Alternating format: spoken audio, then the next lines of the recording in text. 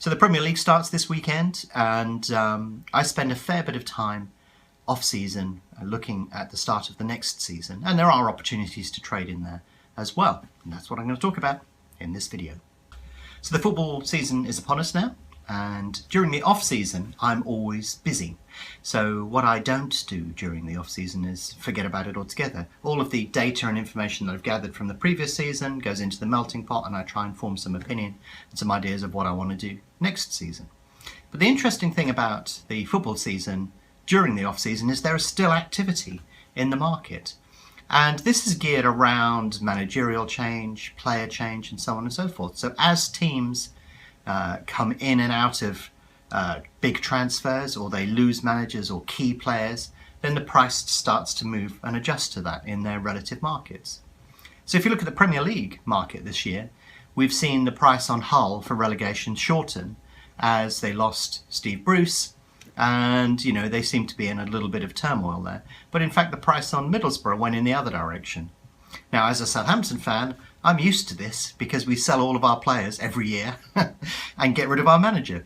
So I've made good sums of money by backing Southampton for the relegation market and participating in those sort of things during the off-season. Although I have to admit, this year the market's been very quiet, and in fact, you know, we sold a couple of strikers, and that looked like that could impact things. But the rest of the team is still pretty strong. I have no idea how the new manager is going to play out. But having watched them in the pre-season friendlies, they seem pretty well settled as a side. So there's been less impact on that market this particular year. Now, what I also do at this time of year is I have a good look at all of the stats from prior years and start to plot out paths in terms of how I think things are going to go. But I regularly, if you haven't seen it before, I will move over here and the video will appear in this corner. I have a good video on how wage bill affects where your team's likely to finish in the league. You should check it out because it's quite interesting. Well, bound to say that. I had thought about redoing it, and I thought, well, actually that video's got most information contained within it, so it's not a major thing to go from there. But I update the wage bill and all of this financials for the clubs during the off-season to see what's going on. And the interesting thing is that the spend at Man City has tailed off a little bit. So you look at the top three in terms of how much money is being spent on wages, and you end up with the same sort of Chelsea, Man United, Arsenal, Man City teams at the top of the league. But the interesting thing, and this should bring comfort and hope to Arsenal fans, is if you look at Arsenal's spend, because their financial model is better than everybody else's at the top of the league, as a proportion of that top four, their proportion of the wage bill is rising and rising and rising and gradually catching the rest. If it continues like that within the next 3 years, they will probably have one of the highest wage bills in the Premier League. But the interesting thing is it will be financially viable. So actually, while Arsenal and Wenger come in for a lot of criticism, if you look at the line on the graph, it's actually looking really positive. And it's growing in a nice steady fashion. If you look at Chelsea, Man City, Man United, the chart's going like that as they panic and buy in big players. So that was interesting to see. Liverpool are on a bit of an upward curve as well. And interestingly, Spurs were relatively flat. But the interesting thing is, you can look at the absolute numbers, but what I tend to look at is the relative wage bills by club. And when you look at that, it basically gives you a much better measure of how clubs are competing with each other in terms of their wage bill. And it's getting pretty tight at the top. If you look at those top four, being Chelsea, Man United, Arsenal and Man City, you know, the proportions are fairly similar. And, you know, that's quite interesting in itself. I mean, last season was a bit of a shocker for all of them on the basis that obviously Leicester did well, but my theory behind that is not that Leicester did well, it's just that they all did really badly. I mean, they made a complete cock-up, for want of a better word. I mean, how many opportunities did you want to win the league, and how many did you fail to take? So, you know, full credit to Leicester because they did it, but it was an appalling season from the other clubs. You should be shamed that you failed to take that opportunity. But one of the things I did this year was I spent, too much time really, in all honesty, a fair amount of time looking at teams' relative performance, just to see if there was something I could leverage off of there to take a position over the course of the season, or learn how that was going to play out. And so I sorted all of the it's too complicated to put on the screen here, and I'll read out bits to you, which I know is slightly more boring, but you'll understand what's going on here. But yeah, I was looking at the relative performance. So how much did clubs pay and where did they finish in the league? And then I ranked them from the biggest to the smallest. So if you go to the top of this pile and you look along this list, Stoke are consistently performing above the amount of money that they spend. So of clubs that have been in the Premier League for a reasonable length of time, Stoke have performed the best. Going down a little bit here, you get to Southampton. Southampton are performing well above the amount of money that they're spending. They're getting more bang for their buck in terms of what they would expect.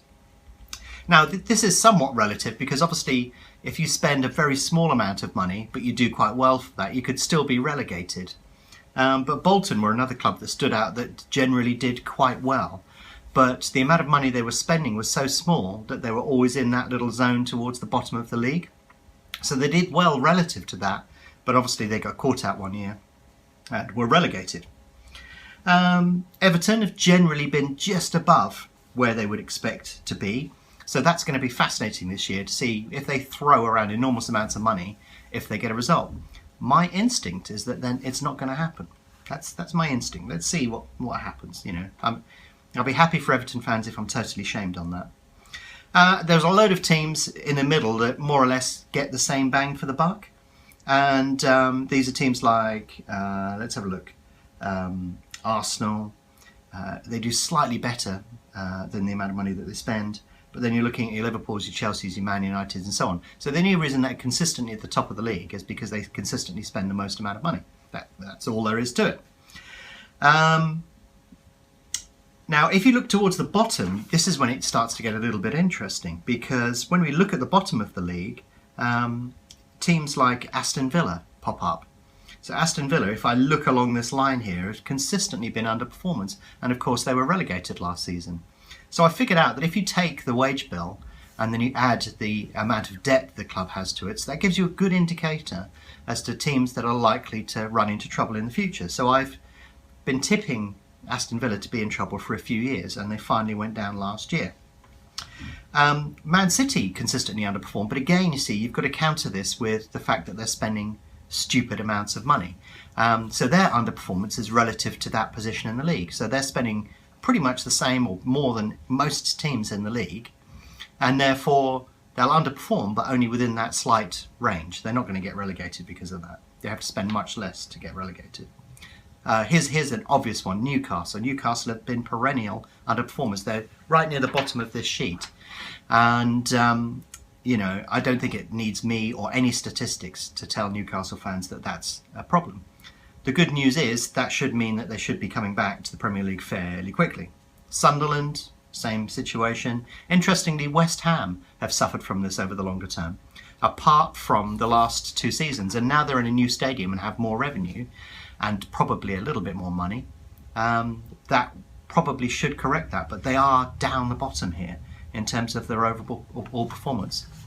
So the message I take from that is that if there are teams that are spending similar amounts of money, you can begin to spot teams that have some systemic structural problem through this data. And you look at those teams towards the bottom there, Sunderland, it looks like that could be an issue. West Ham is an interesting one, not too sure about that. But nonetheless, that gives me an indicator as to clubs that will out or underperform. But like I said, it's relative. If you look at Man United, last year, I don't have this year's accounts, but last year's accounts indicate that they spent 210 million on player wages, which is right at the top of the league. So even if they underperform, it will be relative to that, which means that they may finish 4th or 5th or something.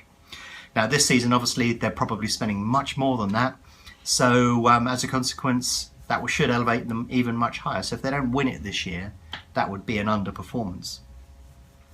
It's interesting, actually, if you go back 30 years ago, as you do, I've got detailed records from clubs over a large number of years and carefully researched it. But in 1985, I saw in an article the other day, Manchester United, 1985-86, Manchester United spent 2.6 million on player wages, and last year they spent 210 million. That's incredible, 100-fold increase in 30 years. But if you look at the amount of money that's being spent, 10 years ago Premier League clubs spent $500 million on player wages, and last year they spent 2 billion, and there's no sign of that stopping at the moment. So anyway, start of the new season, hope you've got realistic expectations for your team. I'm looking forward to the season. It should be interesting. I would be surprised if Leicester feature in the race towards the end of the season, but then I said that at halfway point last season and everybody got that wrong. It's incredibly rare and unusual. I expect a return to normality this season. So anyway, best of luck with what's going on with your team, and hope you have a good one.